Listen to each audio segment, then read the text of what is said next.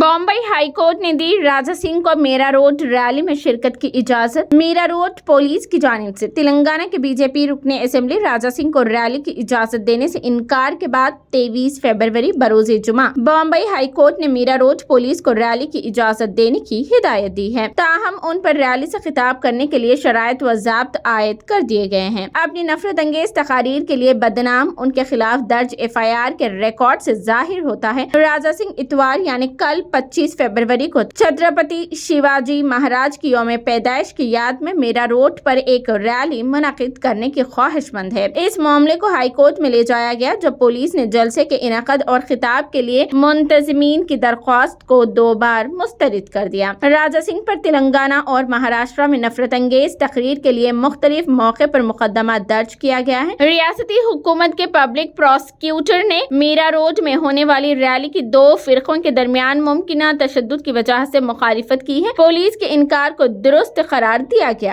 क्योंकि 22 जनवरी को अयोध्या में राम मंदिर प्राण प्रतिष्ठा की तकरीब के दौरान ऐसा ही वाकया पेश आया था। दरख्वास्त गुजार ने इख्तिसार किया कि जिस जगह पर रैली होने वाली है वो पिछले पुरतशद्दुद वाकये की जगह से तकरीबन 1.9 किलोमीटर दूर है। बीजेपी लीडर ने हुक्काम की तरफ से मुकर्रर करदा तमाम शराइत व ज़ाब्त की तामील करने पर इत्तेफाक किया है। बशमूल जुलूस के रूट में किसी किस्म की तब्दीली नहीं होगी। राजा सिंह के वकील ने यकीन दिलाया कि बीजेपी कानून साज तमाम पाबंदियों पर अमल करेगी और रैली के दौरान नफरत अंगेज तकारीर नहीं करेगी।